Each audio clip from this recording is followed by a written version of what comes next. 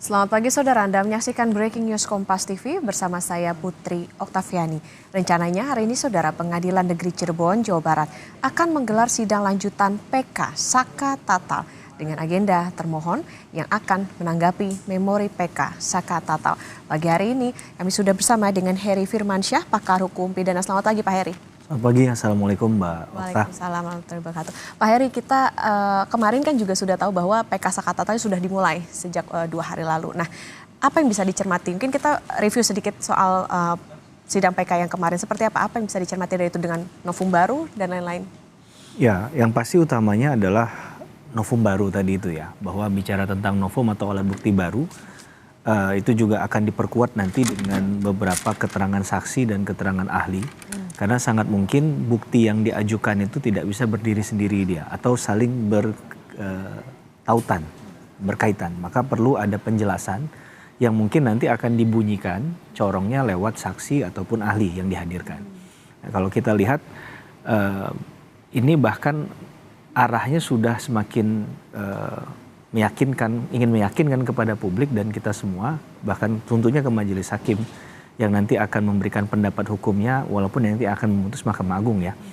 Ini menyoal masalah apa ada tindak pidana atau tidak di dalam kasus ini.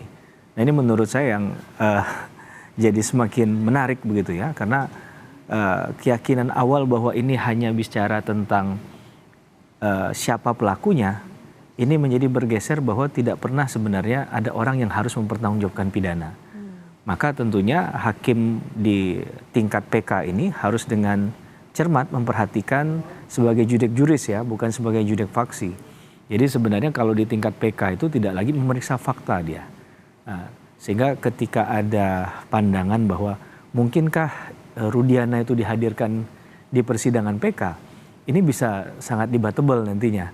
Karena hakim PK dalam hal ini kan tidak berusaha untuk aktif sebenarnya, tapi dia hanya menyandarkan pada apa yang kemudian disampaikan oleh para pihak saja. Nah kalau kita melihat dengan kaitan dengan kehadiran Rudiana, maka yang memegang peranan penting adalah posisi jaksa selaku pihak termohon PK di dalam konteks ini. Apakah kemudian ada alasan yang kuat ataupun yang penting, kepentingan hukum dalam tanda petik bagi jaksa penuntut umum untuk menghadirkan Rudiana? Nah, tentu ekspektasi publik harapannya adalah Rudiana hadir kan.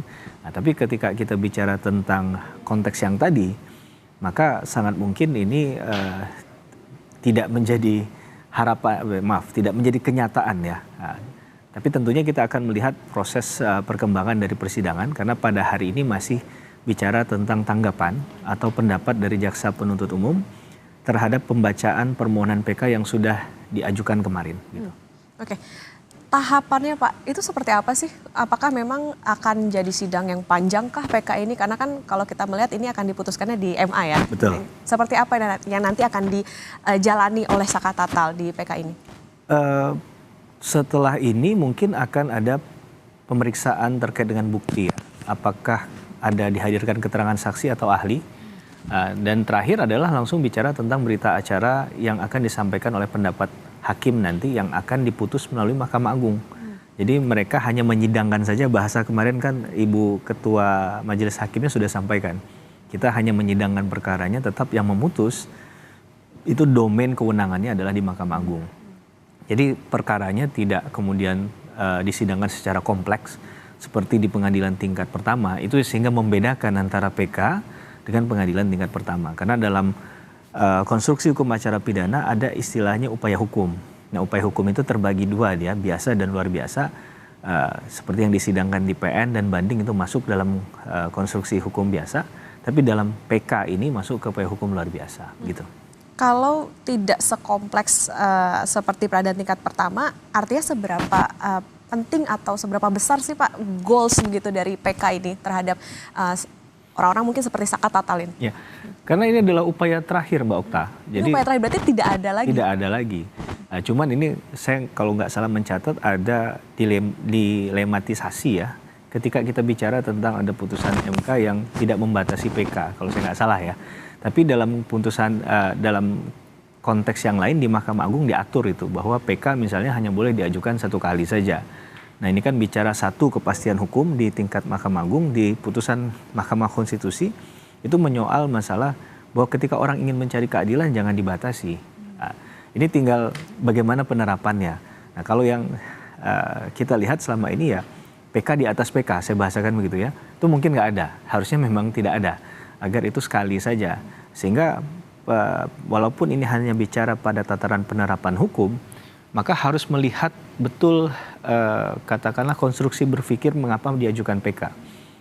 Diajukan PK kan alasannya ada novum tadi ya, bukti baru, ada pertentangan antar putusan, ada kemudian ditemukan adanya kekhilafan atau kekeliruan hakim yang nyata. Nah ini bisa saja misalnya ada bukti yang diajukan tapi tidak dipertimbangkan. Atau misalnya ada saksi yang kunci sebenarnya yang bisa kalau dia dipertimbangkan dalam putusan kemarin itu bisa merubah isi putusan tapi tidak kemudian disertakan atau dilibatkan dalam pengambilan keputusan. Maka bisa dikatakan kekhilafan. Nah, bicara kekhilafan juga itu kan berarti konstruksinya tidak sengaja, ya, bukan kesengajaan.